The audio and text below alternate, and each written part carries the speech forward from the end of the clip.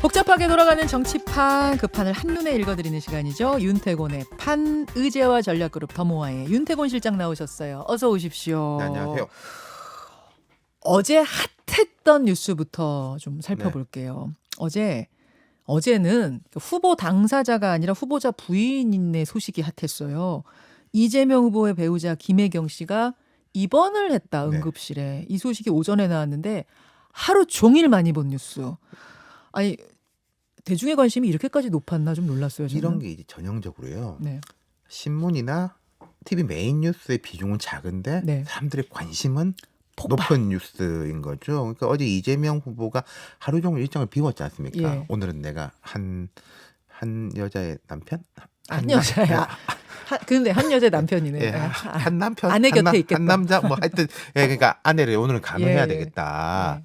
그래서 일정을 비웠고, 그리고 이제 뭐 알려진 것이 민주당과 이제 이재명 후보의 발표로 치면은 어제 1시 30분경에 현기증을 느껴가지고 낙상이라는 건 뭐 어디 떨어졌다는 뜻인데 낙상을 해가지고 구급차를 타고 응급실에 갔다가 새벽 1시 반에. 그래서 이제 응급실에서 뭐 치료를 했는데 이제 큰 문제는 없어가지고 다른 성형외과로 옮겨가지고 봉합을 했다. 그래서 어제는 쉬었다. 열상 예. 부위를 봉합 수술했다. 열상이라는 게 이게 찢어졌다, 거죠. 터졌다, 뭐 이런 거지 않습니까? 네, 그렇죠. 그러니까 이제 관심들이 쏠리는 거죠. 처음에는 그렇게 구체적으로 설명을 또 안 했어요. 네. 안 하다 그러니까- 보고 그냥 낙상이라고만 하니까 아니, 새벽 1시 반에 웬 낙상? 막 이렇게 된 그러니까 뭐 거죠. 우리가 뭐 침대에서 떨어질 수도 있고 뭐 한데 근데 뭐 잘은 모르겠는데 이게 점점 나오겠죠. 그리고 이재명 후보가 오늘 오전에 제가 광고를 대신 해드리자면은 관훈클럽 토론에 나오시기 때문에 질문이 좀 뭐 이야기도 있지 않겠습니까? 그래서 공식 이제 최종으로 나왔던 입장은 의식을 잃어서 네. 스트레스와 이런 걸로 의식을 잃어서 쓰러지면서 다쳐가지고 이제 봉합 수술했다. 이게 마지막 입장이에요. 그렇죠. 근데 네. 제가 이제 궁금한 건 그 대선 이재명 캠프에서는 뭐 배우자 실장이라는 직책도 신설을 했던데 그런가 하면 이제 김건희 씨, 윤석열 후보자 김건희 씨도 머리 단발로 자르고 네. 이제 뭔가를 준비 중인 것 같고 어떤 큰 선거에서는 후보자 부인의 역할이란 게 상당히 중요한 게 맞죠. 그렇죠. 근데 냉정하게 말하면요. 부인이라든지 배우자 때문에 찍는다는 사람은 그렇게 많지는 않은데 여기 때문에 찍지 않겠다는 사람들은 꽤 있어요. 그러니까 항상 좀 리스크를 지고 있다. 이 사람 배우자분들. 때문에 찍진 않지만 이 그렇죠. 사람 때문에 싫어 이런 경우 그렇죠. 있다. 그게 물론 내가 이제 뭐 좋고 싫은데 항상 이제 우리는 그 심리적 기제를 찾으려고 하거든요. 뭔가 그치. 막 알리바이를 찾으려고 하는데 어차피 약간 싫은 마음이었었는데 내가 이것 때문에 싫은 거야. 명분을 찾는 그렇죠. 그런 부분이 있기 때문에 항상 조심스럽고 예. 그런 거예요. 그런 네. 거군요. 그 이재명 캠프에서 배우자 실장이라는 직책 저는 캠프에서 이런 거 만드는 거 처음 봤거든요. 그렇죠. 좀 전략적인 측면이 있는 건가요? 네, 그러니까 이제 배우자를 통해 가지고 보통 이제 우리 남녀 커플 유럽에 가면 여남 커플도 있습니다만은 네, 이제 네. 남성 후보자와 여성 배우자 부분에서는 여성 배우자가 약간 소프트한 부분 또 뭐 복지라든지 아동이라든지 여성이라든지 이런 정책적인 역할도 좀 수행을 해요. 그렇기 때문에 그런 서포트가 있긴 있는데 이걸 공식적으로 배우자 실장이라고 한 것은 제가 처음 봤어요. 그리고 실장도 이제 이해식 의원 현직 의원. 네, 구청장도 지냈고 이해식 의원은 뭐 아주 중진이라고 보긴 어렵지만 신인급도 아니거든요. 예. 보통 배우자에 전담하는 분들은 뭐 한 의원이 아닌 급 전직 의원 좀 마음이 맞는 여성분들 그치. 이렇게 맞춰놓는데 네. 이분은 하여튼 독특하고 아마도 이재명 캠프 입장에서는 우리 배우자 부분은 상대적으로 우리가 경쟁력이 있다. 저쪽 같은 경우에 좀 구설도 많고 그러기 때문에 우리는 이쪽을 더 비대칭적 무기로 활용하겠다. 이런 계산이 있는 것 같습니다. 전략적인 면이 네. 좀 느껴지죠. 그래서 이재명 후보는 어제 아내 곁을 지키면서 하루 일정을 중단했습니다. 네. 하루 이제 쉬었어요. 근데 지금 나오는 여론조사들을 보면 사실 이재명 후보가 하루 지금 중단할 상황은 아니었던 것 같아요. 여론조사 데이터 좀 한번 보여주십시오. 여러 개 데이터가 거의 비슷한데 저희가 하나를 뽑았습니다. 이게 오마이뉴스 의뢰로 리얼미터가 11월 7일, 8일 양일간 2,014명 대상으로 조사한 거예요. 유튜버 레인보우로 좀 보실 수 있는 분들은 봐가면서 보십시오. 위에 게 최근 거고요. 아래 줄이 2주 전입니다. 비교하면서 좀 보실 수 있게. 윤석열 46.2, 이재명 34.2예요. 근데 윤석열 후보는 2주 전에 34.4였고 이재명 후보는 2주 전에 34.6이었습니다. 윤석열 후보가 요 데이터로만 봤을 때 한 8%포인트 정도 올라갔습니다. 네. 이것은 일시적 컨벤션 효과입니까? 아니면 좀 방향성을 가지고 있는 겁니까? 지금 경선 끝난 이후에 한 15개 정도의 여론조사가 나왔습니다. 그 통상 보면은 유선이란다. 잠시만요. 전화 면접. 죄송합니다. 네. 제가 산수를 잘못했네요. 한 12% 올랐네요. 8이 아니고 12%. 전화 면접은 통상적으로 좀 여당이 잘 나오고 이렇게 ARS는 야당이 좀 잘 나오는 경향성이 있는데 그러니까 전화 면접을 보면 갭이 약간 작고 ARS는 커요. 윤석열 후보가 다 앞서고 다 뭐 세대별 지역별로도 다 올라가고 있는 게 보인다. 물론 선거라는 게 4달 동안의 마라톤이기 때문에 앞으로 많이 출렁거릴 건데 초반에 기세를 잘 잡았다라는 거는 분명하죠. 그래요. 대신에 이제 이재명 후보는 주춤거리고 윤석열 후보는 컨벤션 효과 두 가지가 결합이 돼서 차이가 벌어지는 거죠. 그러니까 온전히 컨벤션 효과, 일시적 효과라고 볼 수도 없고 네. 완전히 그냥 크게 그건 벌렸다고 보기도 봐야 어렵고 아는 거죠. 우리가 복합적이다. 앞으로, 예. 알겠습니다. 지금 이제 당장 해야 될 것이 선대위를 꾸려야 될 것이고 근데 원팀을 만드는 문제가 있을 텐데 둘 다 순조롭게 굴러가는 느낌은 아닌데 어떻게 보세요? 근데 저는 크게 문제는 없을 것 같아요. 그 두 가지 부분에 어. 대해 가지고는. 어허. 왜냐면요. 제가 항상 그런 말씀을 드렸는데 네. 우리가 인과관계를 잘 보자. 어떤 게 원인이고 어떤 게 결과로 보이는데 흔히 보면 거꾸로인 경우들도 많아요. 단합을 해가지고 지지율이 올라가느냐, 네. 지지율이 올라가니까 단합이 잘 되느냐. 아하. 두 가지는 사실 섞여 있는 거거든요. 예. 그렇다면은 지금 이제 국민의힘 같은 경우는 아주 초반에 뭐 20대가 탈당을 하니 뭐 홍준표 전 후보가 뭐 나는 뭐 이 대선에 참여하지 않겠다 뭐 이런 이야기를 했음에도 불구하고 지지율이 올라가고 있잖아요. 네. 만약에 그런 이야기를 했는데 지지율이 주춤거리면 이거 크네. 어. 라고 해서 그쪽으로 눈덩이가 되는데 지금 지지율이 올라가니까 좋은 쪽에 눈덩이가 형성이 될 가능성이 높다. 여론조사가 뭐 좋게 나온 거가 컨벤션 효과 있는 거, 역벤션 효과 있는 거가 막 섞이거나 이러면 모르는데 네. 지금 일제히 올라가는 쪽이니까. 꽤 큰 네. 포인트로 앞서가니까 홍준표 후보의 목소리나 뭐 2030 이탈 문제나 이런 것들이 상대적으로 좀 작아지고 네, 있다 그 제가 약간 이제 말씀이에요. 분리시켜서 한번 자세히 설명을 드려볼게요. 원팀 문제를 보면은 예. 민주당 때도 그런 말씀을 드렸는데 조직의 원팀이 있고 예. 지지층의 원팀이 있는 겁니다. 그렇죠. 근데 조직의 원팀 문제는 홍준표 후보의 당내 조직이 원래 좀 크지가 않았었잖아요. 뭐 일본 말이긴 하지만 뭐 독고다이 스타일이다 뭐 그렇죠. 나는 늘 그랬으니까. 뭐 현역 의원 3명 뭐 네. 이렇게가 있었고 그렇기 때문에 그 부분에서는 큰 어려움이 없는 게 이제 기본적인 게 있는 것이고 그다음 지지층의 원팀의 문제는 지금 뭐 그게 되게 논쟁적이더라고요. 20대가 뭐 탈당을 많이 했다, 뭐 다시 입당을 많이 했다, 뭐 플러스 마이너스 쌤땜이다. 뭐 42년 1800이냐 예. 갖고선 지도부에서 갈등하고. 그러한데 이런 부분이 있겠죠. 자, 홍준표 후보의 지지층이 20, 30대 많았던 거 맞고 예. 그 다음에 민주당을 지지하는 분인데 제가 역선택이라고는 말씀 안 드리겠는데 예. 우리가 생각할 때는 내가 뭐 누구한테 유불리를 떠나가지고 윤석열보다 홍준표가 나아라는 사람들은 빠졌겠죠. 네네. 그러면 이제 야권 성향인데 윤석열보다 홍준표가 낫다라고 했던 분들이 실제 문제 아니겠습니까? 이분들이 파이프라인이 어떻게 형성이 될 것이냐. 그럼 내가 윤석열 좀 마음에 안 든다고 해서 홍준표보다 더 가까운 사람을 그럼 찾아갈 수 있겠죠? 예. 있느냐? 그러니까 조금 더 쉽게 말해서 이재명 후보까지 건너가느냐 마느냐. 그렇죠. 과거에 2017년 경선 때를 보면은 네. 그 안희정 후보가 탈락을 했었잖아요. 예, 예. 문재인 후보한테 져가지고 예. 안희정 후보가 충청권, 중도적 뭐 이런 쪽이 있었던 거죠. 네. 그때 바로 어떤 현상들이 발견됐냐면은 반기문이 나온다고 하니까 그대로 반기문한테 넘어갔어요. 반기문 탈락하고 안철수가 뜨니까 안철수한테 그대로 넘어갔어요. 거기는 그런 파이프가 형성이 될 수 있다는 말이에요. 문재인 대통령 당시 문재인 후보보다는 난 조금 중도적인 쪽이 좋아라고 했던 사람은 대체제가 있는 것인데 그럼 지금 홍준표의 대체제가 이재명? 예를 들어서 20대 젊은이들이 페미니즘 문제에 대해서 홍준표 후보는 강력하게 이건 아니다. 뭐 여성부 해체다 이야기하는데 윤석열은 미온적이야. 그래서 난 마음에 안 들어.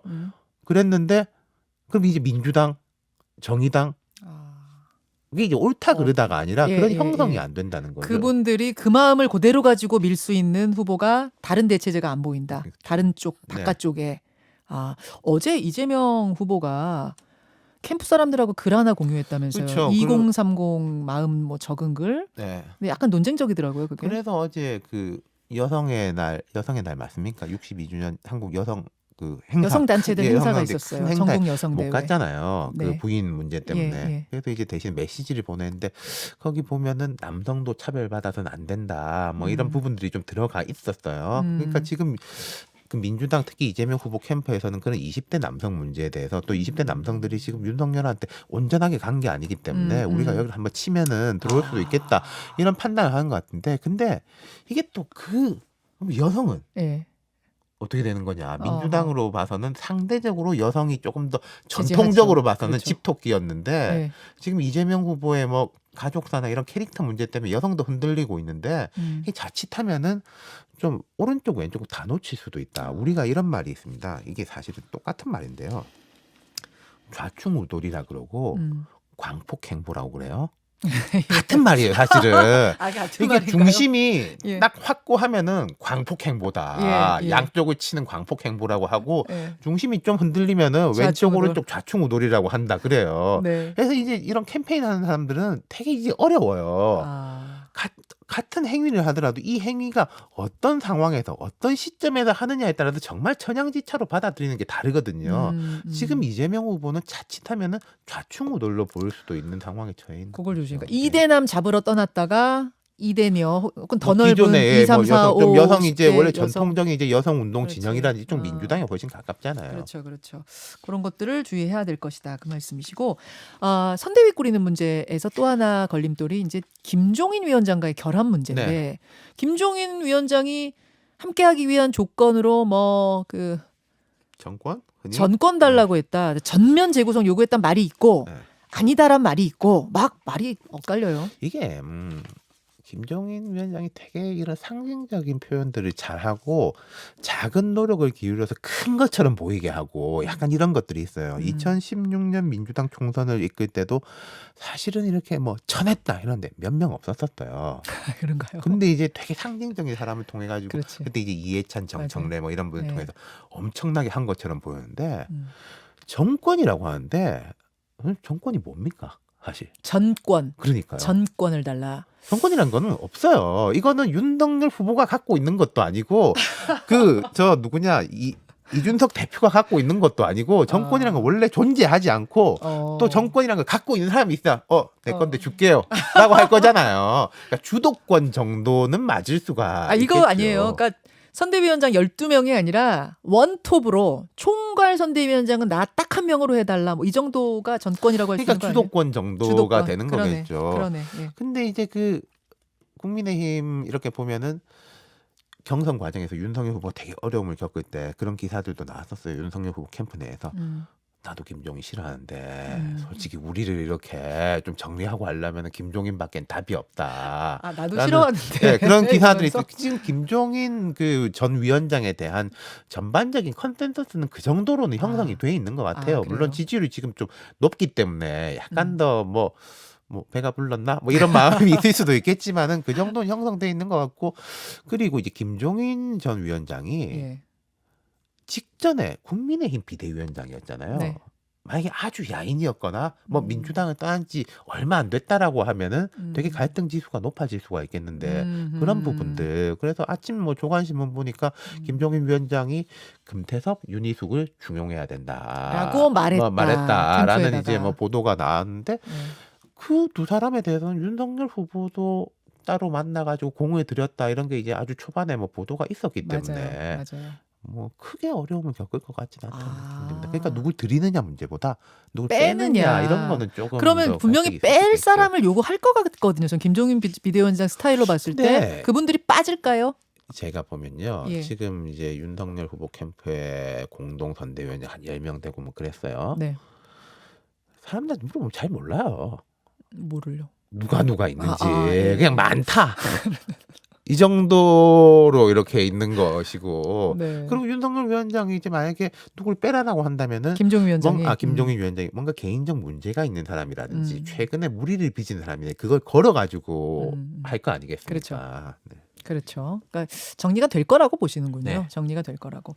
알겠습니다. 아까 김동연 후보 나가면서 네. 인사 좀 하셨어요? 네, 네. 그 제3지대는 한 30초 남았는데 어떻게 될 거라고 보십니까? 근데 쉽지가 않죠. 이게 양강이 팽팽하면 팽팽할수록 이게 인기가 없는 거하고 팽팽한 거하고는 다릅니다. 네. 한 서로가 버티게 하는 힘이 되는 거거든요. 음. 그러면 제3지대는 쉽지 않다. 오히려 한쪽이 무너질 때 아. 공간이 좀 열릴 수도 있다. 그렇게 전망할 수 있을 것 같아요. 한쪽이라 하면 3명 중에 한쪽이요? 아니죠. 2명 중에. 아, 양당 중에 양당에 한 명. 2007년 대선 때요. 네. 그 이명박 정동영 후보가 520만 표 차이 났지 않습니까? 네.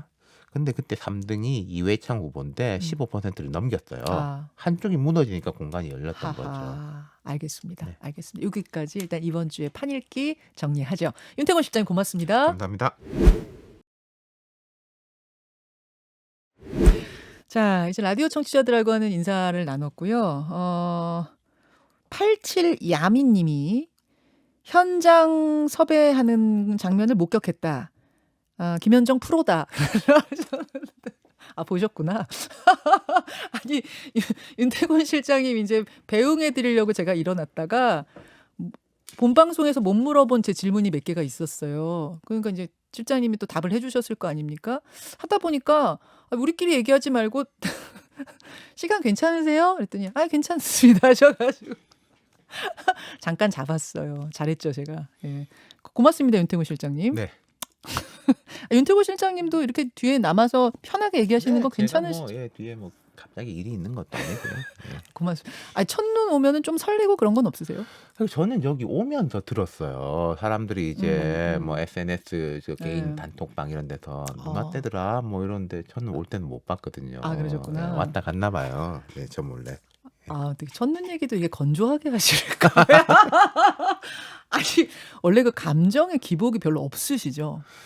아니 이게 있는 편인데 있죠. 저도 되게 감정적인데 근데 이제 이런 일할 때는 약간 낮추려고 생각하는 감정을 좀 편이에요. 예. 낮추려고. 사람을 예. 특히 사람을 좋아하거나 미워하는 거는 개인의 삶으로선 그럴 수 있는데 정치하는 분들한테도 많이 그런 말씀드리는데 그게 되게 안 좋아요. 안 좋은 게 당위적으로 안 좋다기보다 눈이 흐려지거든요. 이 정치인 개개인을 좋아하고 싫어하다 보면. 네, 그 정치인도 마찬가지예요. 아. 그런 말이 있습니다. 적을 증오하지 마라. 이거 대부에 나오는 유명한 말인데요. 적을 증오하지 네, 마라. 너의 판단력이 흐려진다. 그래서 네. 평정심을 유지하려고 특히 네. 이제 이런 분석하고 하실 때는 네. 노력하시는 제가 이래서 좋아해요. 우리 윤태곤 실장 냉철한 분입니다. 예. 근데 또 모셨으니까 조금만 더 네. 아까 못한 이야기. 그러니까 김종인 위원장이 선대위에 아마 무난하게 합류할 거다. 정리될 그렇죠. 거다까지는 얘기하셨어요. 그런 거를 보는 거죠. 이게 했을 때 좋은 거, 안 했을 때 나쁜 거가 있는데 네. 그럼 자 했을 때 얼마나 좋을지 모르겠는데 안 했을 때 크게 나쁠 수 있다. 지금 예를 들어서 네. 김종인 위원장이 안 간다면 네. 김종인 위원장이 사실은 경선 때도 윤 후보를 지원 사격을 많이 했잖아요. 뭐 저는 홍이 될 리가 없다. 뭐 이미 국민들의 마음은 정해졌다. 내가 2차 투표 때 투표했는데 내가 찍은 그 사람이 될 거다. 내 말대로 된다. 까지 하셨어요. 라고 이제 그리고 누가 되면 나는 그 사람한테 합류 안 하는데 누가 되면은 뭐 생각해 보겠다. 그게 되게 과한 그 지원이었었고 그리고 그 간에도 그 두 사람 사이에 소통이 계속 있었던 것 같아요. 있었다라는 걸로 봤을 때 뭐 가겠죠. 네. 자, 그렇다면 이제 이준석 대표인데 어제 그 국민의힘 지도부 회의에서 어떤 일이 있었냐면 어떤 해프닝이 있었냐면 여러분 김재원 최고위원이 2030 탈당한 사람 40명밖에 없다. 어디 방송에서 그랬다면서요. 그랬더니 이제 이준석 대표가 무슨 소리냐. 수도권에서만 1,800명 탈당했다. 이렇게 하자. 어제 또 지도부 누구였습니까? 누가 들어온 사람이 더 많다. 보도가 나왔죠. 예. 또 이렇게 얘기하면서 이준석 대표 왜 그러시냐 뭐 이렇게 했고 또 어떤 국민청원에는 당 지지자가 이준석 대표 휴대폰 뺏어버려라. SNS 못하게 뺏어버려라. 이런 또 청원이 나오고. 그래서 이준석 대표 참 독특하죠. 그러니까 우리가 처음 보는 대표인데 그러니까 30대 영선이라 그러지 않습니까? 영선 대표가 처음이죠. 그것도 거대 정당에서. 그렇기 때문에 이제 독특한데 참 이제 독특한 행보를 보이고 있고 이런 것 같아요. 이제 뭐 아주 선회해서 보자면은 김재원 최고위원 같은 경우에 뭐 그 말을 들었습니다. 그 시간대 탈당 처리된 사람이 40명 뭐 이런 이야기 나도 사무총장한테 들었다. 사무총장한테 네. 들었다. 근데 아, 그날 이제 맞아. 주말이 끼고 그랬으니까 네. 탈당 처리라는 건 이제 사표 수리했습니다 그렇지, 이거잖아요. 그렇지. 사표 낸 사람 말고 그렇죠. 네. 그 이야기인 거고 그리고 이제 김재원 최고위원은 그런 생각이 있었겠죠. 이게 당이 흔들린 것처럼 보여서는 안 된다라고 그랬던 것 해서 이제 같아요. 낮은 예. 수치를 예. 말한 것 네. 같고 대표 같은 경우에는 우리가 이 경각심을 가져야 되고 이런데 그걸 아무것도 40명이라고 아니라고. 해가지고 자극하면은 네. 탈당 안 할 사람도 네. 할 수 있으니까. 그런 근데 또 이제 한 번 하고 말면 되는데 이게 계속 공방이 이어지고 네. 뭐 여기서는 탈당 완료자라 그랬잖아요. 어제 이준석 대표 SNS 글을 보니까 뭐 입당자가 높다라고 말했는데 이게 돈 낸 사람은 아직 없다. 아니 근데 입당 지원을 하면은 한 달 지나야지 그게 돈 빠져나가고 그 책임 당원 이렇게 되는데 그런 이제 공방이 벌어지는 게 좀 우스우기도 한데 근데 이준석 대표는 이런 생각도 있는 거겠죠. 본인이 이제 20, 30대를 좀 대변한다. 나의 지지층이다라고 있으니까 여기 이제 존재감 그런 부분에 대한 인식 같은 것도 있을 거고. 근데 이제 뭐 이준석 대표 개개인을 떠나가지고 그런 건 맞아요. 지금 국민의힘이 강한 힘을 발휘하는 것은 세대 포위거든요. 민주당에 대한. 세대 포위 네, 4.7 재보궐선거 때부터 나타났습니다. 2030과 5060으로 60대 6070. 이상부터 해서 쫙 들어오는 거죠. 그게 30대 초반까지 올라가고 50대 후반까지 내려오고 네. 민주당은 한 40대 정도에 네. 포위시켜 놓는. 네. 근데 거기서 우군이 만약에 20, 30대가 떨어져 버리면은 과거의 전통적인 60, 70대 대 그 그치. 밑으로 전부 다. 그렇지. 그렇게 되면 뭐 아주 안 좋은 거죠. 음. 그런데 앞서서 제가 본 방송에서 말씀드렸던 이 파이프라인. 그들이 문제. 홍준표 후보를 지지하던 그분들이 어디로 갈 것이냐 파이프라인을 봤을 때 네. 마땅히 이분들이 지금 갈 그렇죠. 외곽에 누가 없다. 네. 아, 그러니까 이런 건 되게 중요한 거예요. 확장성 면에서 중요한 게 자기 지지층에 대한 단단함이거든요. 김대중 전 대통령이 97년도 대선 나올 때 DJP 연합 이야기하고 이제 멜빵 바지 입고 나와가지고 준비된 대통령 춤추고 그럴 수 있었던 것은 네. 우리 지지층은 확고하다. 확고한. 그렇지. 박근혜 전 대통령이 2012년 대선 때 김종인 영입하고 뭐 우리 아버지에 대해 사과합니다라고 하고 복지가 중요합니다라고 이야기했던 건 역시 자기 지지층에 대한 확고함. 예를 들어서 이명박 후보가 대선 때 박정희에 대해 사과합니다라는 이야기는 못하는 거죠. 그런 부분들이 있을 것이고 그다음 또 하나 이게 지금 20대는 되게 복합적인데 국민의힘에도 또 그것도 있는 거예요. 20대 여성들이 이재명 후보한테 못 갈 거다. 우리한테도 잘 안 오겠지만은 20대 저쪽도 여성? 그렇죠. 여성? 예. 욕설 파문이라든지 이런 이제 이미지의 문제들 때문에 문재인 대통령은 여성 지지율, 특히 아, 20대 여성 지지율 그럼요. 굉장히 높았잖아요. 그럼요. 근데 지금 약간 네. 이제 인터넷 커뮤니티에서 뭐 이제 젊은 남성들이 약간 이제 기성세대 남성들을 좀 비하하는 용어라 스윗남이란 말이에요. 더윗남.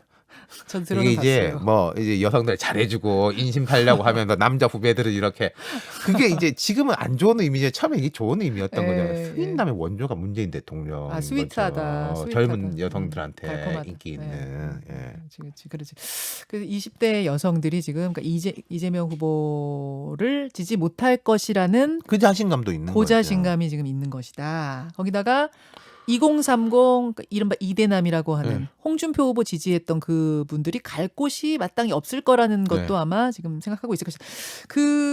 이런 와중에 홍준표 후보가 플랫폼을 하나 만들겠다란 말을 SNS에 썼어요. 이게 묘한 파장을 일으켰어요. 그러니까 처음에 홍준표 후보는 그 영상 준비되나요?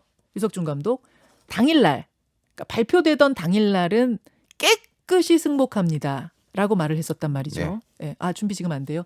깨끗이 그쵸. 승복합니다 하면서 뭐 며칠 이후부터 말이 점점 바뀌기 시작했죠. 바뀌었어요. 근데 이제 홍 후보가 윤 후보한테 진짜 타격을 주고 싶으면 그 현장에서 말했으면은 진짜 타격이 있었을 거예요. 완전 타격이지. 네. 근데 그 현장에서는 막 이제 우리 이건 영원히 역사로 남는 거지 않습니까? 그렇죠. 그 이 장면. 화면하고 이런 것들은 네. 그러니까 그렇기 때문에 일단 그 효과가 반감이 됐다. 실제 본인 마음이 뭔지는 제가 잘 모르겠지만은 아 타격을 주지 않기 위해 거기까지 말한 건지 그렇죠. 뭐 뭔지 그때는 계산을 이제 뭐 잘못한 정신이 건지 없어서 그랬는지 모르겠는데 모르겠지만 제가 이제 의도는 모르겠는데 네네. 그냥 효과가 반감이다. 반면 민주당 같은 경우는 그게 있었잖아요. 그날 이낙연 후보가 뭐 오늘은 말을 못 체육관 나가면서. 하겠다라고 이제 나가버렸잖아요. 네. 그래서 이게 그 당장의 그 뭐 결선 논란이 며칠 동안 갔었지 않습니까? 예. 그 부분이 있는 것이고, 그리고 아까 제가 원팀 하면서 말씀드렸는데 조직의 원팀이라고 말씀드렸고, 이 홍준표 후보의 개인의 어떤 계획이 있을 것이냐, 저도 잘 모르겠습니다만은 과거에 이제 승복과 불복, 불화의 경우에 보면 네. 제일 유명한 게 2007년에 이명박에 대한 박근혜의 승복이잖아요. 그렇죠. 그것은 박근혜 전 대통령이 당시에 내가 이번에 졌지만은 이 당에 있으면 다음은 내가 분명히 될 수 있다라는 자신감. 그렇지. 이 당은 내 당이다. 음. 라는 그 자신감이 있었기 때문에 승복을 한 것이고, 네. 문재인, 안철수 이런 불화 같은 경우를 보면은 안철수 지금 이제 대표 입장에서는 내가 이 사람하고는 도저히 이 당에서 안 되겠다. 이 당은 이미 이 사람을 장악했기 때문에 내가 나가야 되겠다라고 했기 때문에 그때 따르는 사람들하고 같이 아예 나가버린 그렇죠. 거잖아요. 그렇죠. 내 길을 개척하겠다라고. 네. 그럼 홍준표 후보 입장에서는 제가 볼 때 박근혜 당시의 후보하고도 또 달라요. 이게 5년 후에 내가 이 당에서 이번에도 보면 당에서 안 좋았던 거잖아요, 사실은. 당심이 안 좋았던 거죠. 그런 것이고, 그렇다면은 안철수 후보처럼 내가 나이도 젊고 미래도 창창하고 다른 사람도 많은데 나가서 딴 살림 차리겠어. 라는 것도 좀 마땅치가 않아 보인다는 애매하고. 말이에요. 그렇기 때문에 어쩔 할 것인가. 그리고 또 하나 더. 아까 제가 이제 인과관계에 대한 말씀드렸는데, 윤 후보 지지율이 낮으면은 홍보 봐라 내가 뭐라 그랬냐. 그러네. 어? 그러네. 라고 할 건데 지지율이 좀 높게 나온단 말이에요. 네. 그렇기 때문에 별로 이제 할 말이 없어지고, 또 홍 후보 캠프에서도 원래 국민의힘에 몸을 담고 있었던 분들은 어쨌든 뭐 가야 될 거 아닙니까? 정권 교체하자 이쪽으로. 그분들이 또 곤란해질 수 있는 것들도 있는 거거든요. 그럼 홍준표 후보가 선언한 정치적 플랫폼, 이름도 있어요. 이름도 청년의 꿈을 만들겠다. 청년의 꿈이라는 플랫폼 만들겠다는 건 창당의 의미 아니냐 이렇게 기자들이 봤지만 이거는 오바라고 보시는 것 같고. 창당을 하려면 상당한 이제 물적 이렇게 노력이 필요하고, 그리고 이런 대선 국면에서 창당한다? 그것은 제가 본 적이 없죠. 근데 언제였지? 현근택 변호사가 저희 패널 나오셨을 때 그 얘기는 하시더라고요. 당장 창당은 아니겠지만 창당의 씨앗을 뿌린 것 같다. 큰 흐름으로 아니 그러니까 씨앗은 우리가 쭉 뿌려 놓을 수 있어요. 예, 뭐 어디다가 저도 이제 이쪽 사람 만나도 좋은 이야기하고 저쪽 사람 만나도 좋은 이야기하고 다 씨앗은 뿌리는 거죠. 뭐. 씨앗을 예. 뿌리는 것으로 꼭 다 창당이 되는 건 아니다 그 말씀이시고 좀 부정적 창당은 좀 어려울 거라고 보시는군요. 홍준표 후보. 대선에서 네. 윤석열 뭐 지면 뭐 혹시 모르겠네요. 모르겠는데 알겠습니다. 씨앗 정도 뿌리는 것으로 일단 보고 승복 영상 그 사이에 또 찾았네요. 그럼 잠깐 볼까요? 그날입니다. 그날 금요일. 결과에 깨끗하게 승복합니다. 표정도 좋았어요. 이번 경선에서 마지막까지 치열하게 국민적 관심을 끌어주었다는 역할이 제 역할이었습니다. 여기까지가 내 역할이었다. 윤석열 후보님께 축하드리고 국민 여러분들과 당원 동지 여러분들이 모두 합심해서 정권 교체에 꼭 나서 주도록 당부드립니다. 감사합니다. 이렇게 이랬다가 이제 SNS에 올린 며칠 후 글부터 조금 약간 기류가 변했던 거죠. 알겠습니다. 이렇게 뭘 보내드리기가 싫다 보니까 제가 자꾸 질문을 짜내게 되네요. 이재명 후보 오늘 관훈 토론 있잖아요. 네, 관훈 좀 토론. 관심 있게 보고 있어요. 좀 어떻게 모멘텀을 찾을 수 있을 것인가. 지금 이게 아까 제가 좌충우돌하고 광폭 행보는 사실 같은 말이다 말씀드렸지 않습니까? 네네. 이게 참 그래요. 그러니까 지금 이재명 후보 입장에서 조금 답답한 상황인데, 제가 조언을 하자면은 예. 막 강하게 뭘 어떻게 하려고 하기보다는 안정감을 유지하고 스쿼드, 축구를 제가 야구 비유하다가 이제 축구 이야기하자면 스쿼드를 유지하고 수비 진영을 유지하는 게 중요합니다. 한 골 뒤지고 있다는 걸 인정하고 수비 진영을 유지하고 있으면 분명히 기회는 오거든요. 근데 한 골 뒤지고 있으니까 마음이 급해가지고 그렇죠. 막 이제 공격 위주로 나가면은 상대방 되게 편해요. 역습을 톡톡 노리면 되기 때문에 그런 말씀을 조금 드리고 싶어요. 그 지점에서 제가 좀 덧붙일 이야기가 얼마 전부터 이재명 후보가 즉석 질의응답을 네. 안 하기 시작했습니다. 원래 이재명 후보가 어디 갔어, 뭐 로버트 기자회견 가면은 거기서 기자들이 즉석에 있는 기자들이 묻는 질문에 막 답변을 하는 네. 항상 그 행보가 있었는데 어느 날부터 며칠 전부터 그게 싹 사라졌어요. 그게 아까 제가 말씀드린 그런 거의 연장선이라고 생각해요. 어. 방금 말씀드린 네.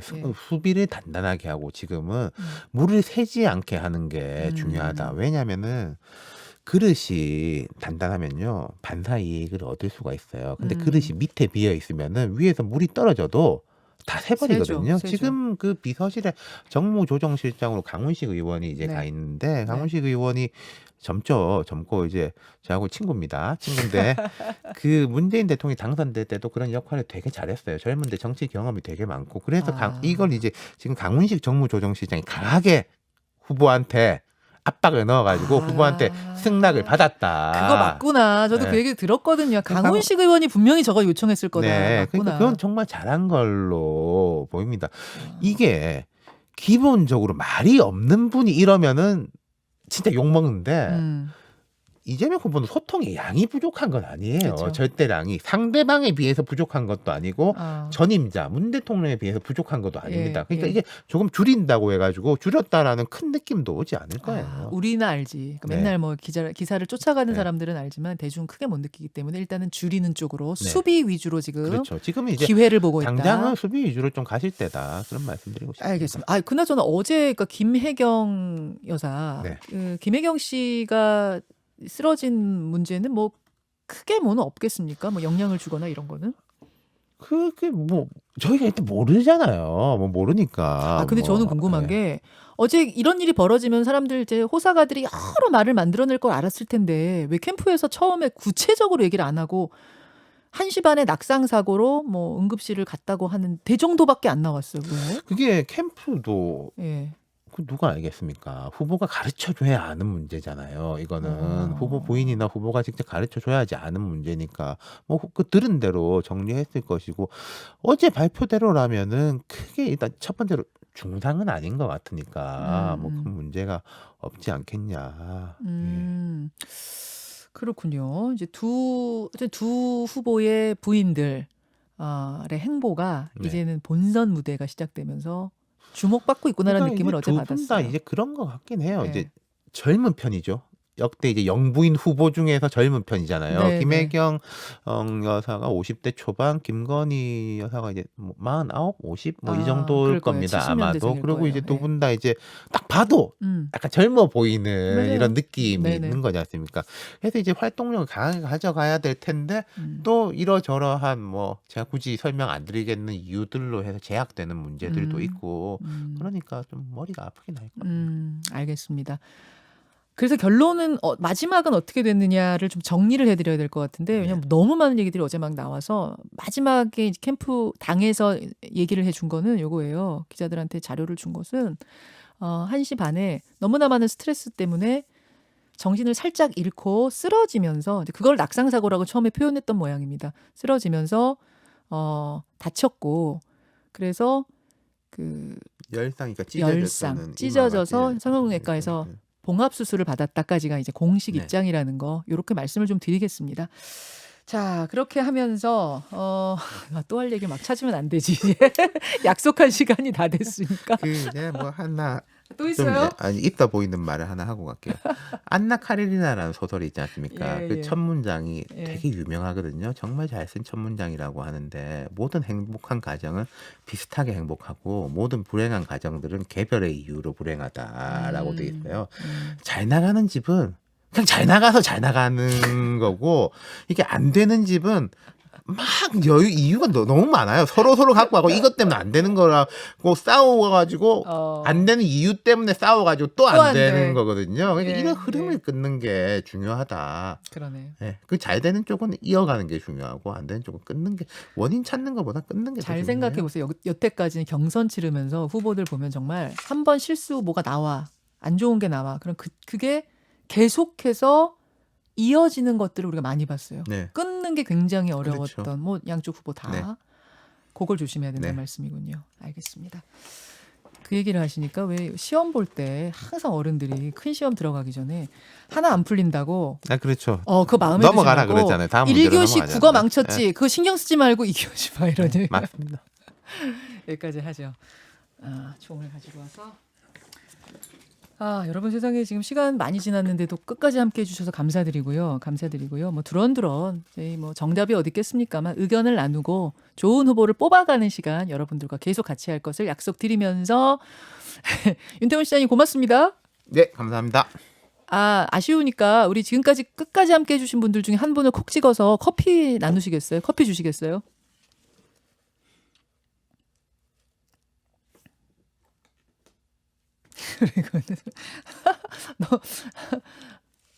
굉장히 고심하시네요. 예. 누굴 고르시려고 이렇게 아는 분 찾으세요? 뭘 제가 고르는 건가요? 고르시라고요? 저보고요. 저는 밖에 제작진이 고른다고 하시는 줄 알았는데 와룡님 저요라고 하셨는데 와룡님. 네. 이분 이해를 해주세요, 여러분. 네. 이런 데코쇼 스타일에 익숙치 않은 좀 그런 분이셔가지고 여기 잘 적응을 못하시네요. 와룡님 한 잔 드리고요. 저는 윤 실장님 멋져요 해주신 박민경님께 한 잔 드리면서 주소로 뉴스쇼.cbs gmail로 닉네임과 전화번호 보내주시면 쿠폰 바로 쏘겠습니다. 윤태호 씨님 고맙습니다. 네. 여러분 내일 뵐게요. 고맙습니다.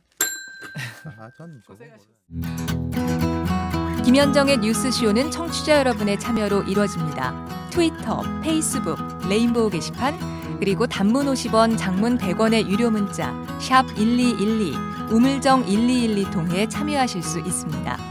김현정의 뉴스쇼 여러분과 함께 만듭니다.